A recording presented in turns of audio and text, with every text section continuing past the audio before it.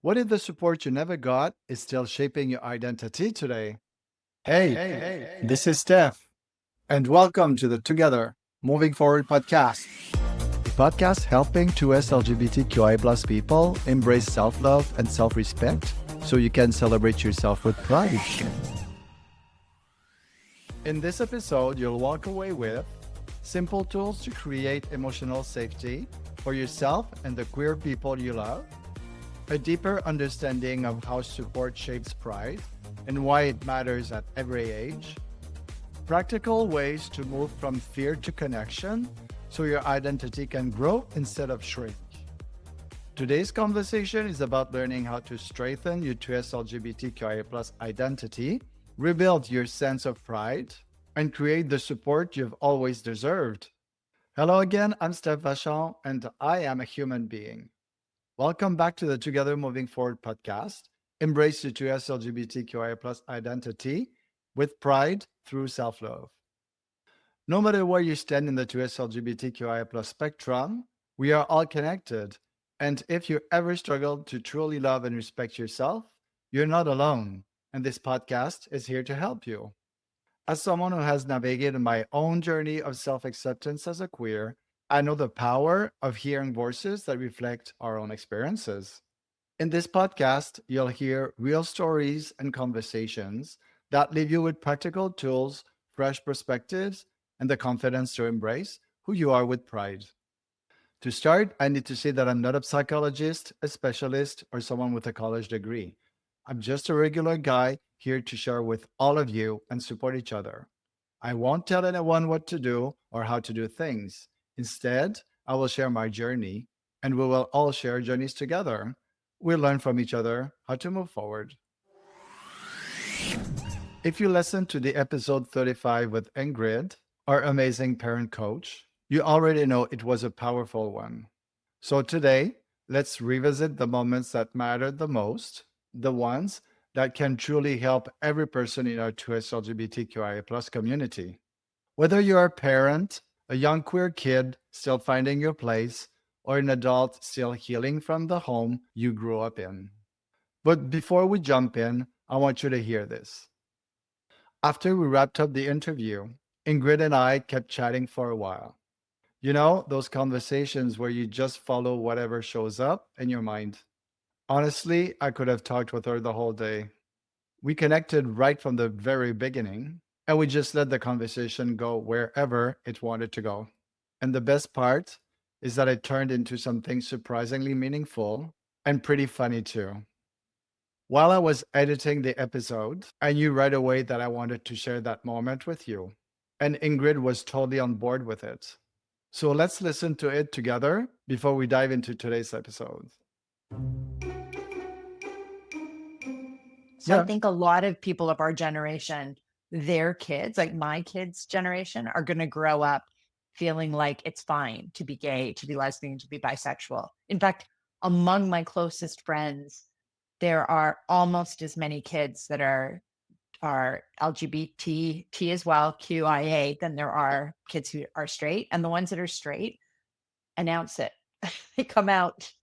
Like my son, my second child, he told me when he was about 10, "I'm pretty sure I'm straight, mom, but you have to wait a bit to be sure." Oh, I Like love it. nobody knows for sure at this age. I love this. We always ask our son since the beginning. Like he's in school. So do you have a girlfriend or a boyfriend? And even at the beginning, sometimes he's like, "Oh, I would like a boyfriend." I'm like, "That's all good, you know." And we keep asking him, and now it's turning into he's got a wife. So Oh, how so old is he? he's 9. It's so funny, but he's 9, but he's still really young. He's Yeah, still, yeah. and it should be just always a celebration, and it's the what this is what I get mad, and I have to stay quiet. But I mean, I just remember being a kid and in my little town, and you're a boy, you play hockey, and that's it. There was not even any other sports. Like seriously, there was no other sports in my little French speaking town. That's all you did. The girls did figure skating, the boys did hockey. There was no Right. basketball, no, no. You're a boy, you play hockey. I mean, just Well, it imagine for means the the rest. size of the population that got othered was massive because of everybody else. Listen, Steph, I grew up in a community where my name was a problem. Because my first name is Ingrid and my last name is Smith, I had teachers regularly say to me, "What kind of weird name is that? What Huh, kind of name is Ingrid? And like, why Ingrid like, and Smith?" And it was like the fact that my parents were from two different countries was a problem for them. My British father should have married a British woman or a WASP woman, and then I wouldn't yeah. have this weird Norwegian name. And I think about that and think, like, Wow. I was a cis het blonde, and I was blonde when I was little. So blonde, blue-eyed kid, and that made me other. My It first name, like, this is so incredible what you just said. It's so I know it's we have to be like you're born, you have to be this. And I mean, I still have arguments with straight friends about yeah being I'm in their house and then they're watching hockey. I mean, there's nothing more than I hate in the world is hockey. oh Okay. dear. Because and I don't hate it, I fucking hate it. Like what I had to go through and what I see, and I'm into arts, the figures, all that, and I will still have people telling me, "Why don't you come and watch with me hockey right now on a Saturday night?" Sitting there and watching some men hitting each other on the boards and fighting and what I think is anyway, and I still have to this day with people my age like this discussion. Why don't I like hockey? I just don't. Or I because just don't. Like leave me alone. Like, do I ask you why you don't like, I don't know, going to a ballet, watching a ballet? Or I don't even ask you that. Like, why do people keep asking me why I don't like hockey? You know? totally, And I'm totally. 56 years old. It's like get over it. But yeah, it's always gonna be like that. I don't know. I don't know. Yeah, crazy. Yeah, crazy. But Thank okay. you so much, Steph. Have a great Thank you. rest of your day. You Have a too. great weekend. And And I go to Toronto a lot. We go to Toronto a lot. We've got some friends. So I think one day I'll let you know we could go and have a coffee. That would be cool. that sounds wonderful. And we won't talk about hockey because I hate it too. No, please. Thank you, Steph. Thank you. Bye Bye. bye. Bye. I have to admit, I hesitated before leaving in the moment where I see the F word on my podcast for the very first time. Part of me kept thinking, oh my God, one day my son is probably going to hear this. But honestly, it was too natural, too real, and I own it 100%. It truly reflected how I felt in that moment and how passionate I am about this topic. All right, now we can move on with today's episode. Why support or lack of support shapes our identity and our pride. One of the strongest messages Ingrid brought was this: support isn't a bonus, it literally shapes who we become. Whether you're a parent or someone who grew up in an environment where support was missing, the impact is the same. Emotional safety decides how freely we get to exist. Connection builds pride. Silence or fear teaches us to shrink. And that applies to every single member of our community. You deserve a home and a world where your identity isn't questioned, grieved, or tolerated, but celebrated. Ingrid reminded us that even if we didn't grow up with that kind of support, we can still create it today with friends, chosen family, partners, mentors, or with ourselves. That's where healing begins. How to shift from fear to connection for anyone, not just parents. One of my favorite parts of the conversation was about mistakes, the human ones. Because whether you're a parent, a partner, a friend, or someone trying to love yourself better, we all fall in the same trap of reacting from fear, assuming instead of listening, wanting to fix things, pulling away when we're uncomfortable. But Ingrid gave us something so simple and powerful: connection over correction, curiosity over fear, presence over perfection. You don't need to know everything about gender or sexuality to show up for someone. You don't need a perfect script. You don't need to get every word right. You just need to be there, to listen, to stay open. And this applies to your relationship with yourself too. We can all repair the parts of us that didn't get what we needed. We can all choose pride today, even if the past wasn't safe. How to create emotional safety during the hardest moments. Another huge takeaway was this idea: emotional safety isn't something you create once, it's something you practice every day, especially during transitions, holidays, family gathering, moments of fear, moments of change, or times when someone we love is struggling.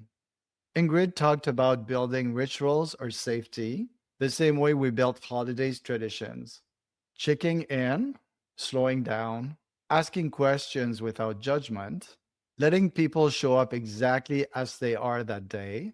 And this is a message that applies to all of us. Whether you're supporting someone or learning to support yourself, or still healing from a home that didn't feel safe. You deserve spaces where you don't have to explain yourself to be loved. You deserve connections that make your identity feel stronger, not smaller. This is how we rebuild pride. This is how we create new futures. This is how we stop the cycle of silence, fear, and shame. Remember, you deserve support that feels like home.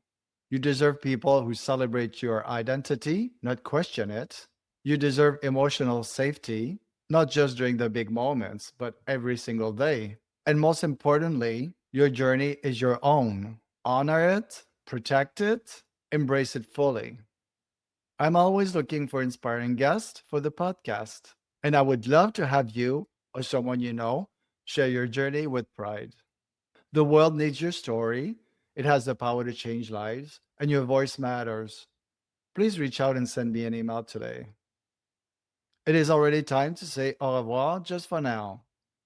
So please join me every Monday and Thursday for brand new episodes of the Together Moving Forward podcast and learn how to embrace your 2S LGBTQI plus identity with confidence and pride.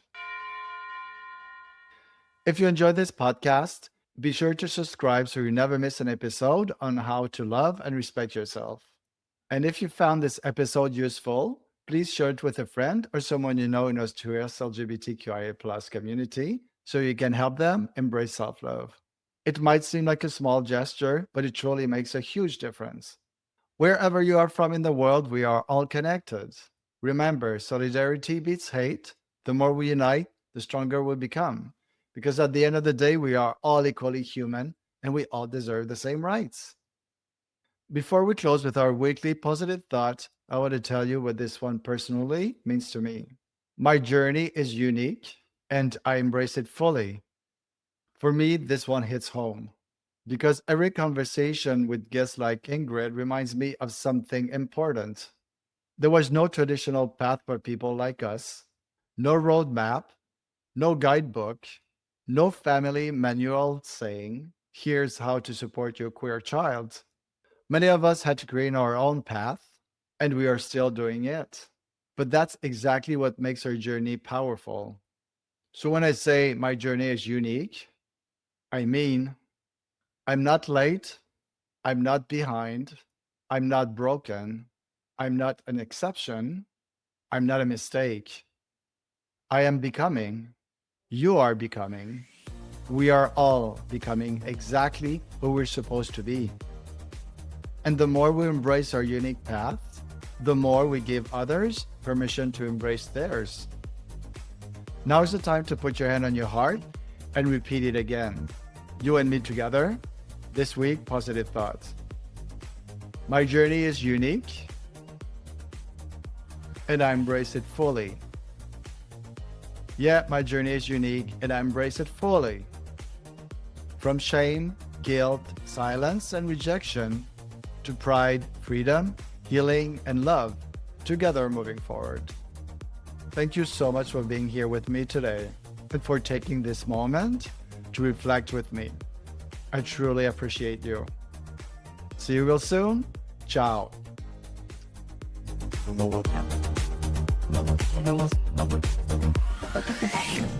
Subscribe now and share to uplift, empower, and make a real difference in our community.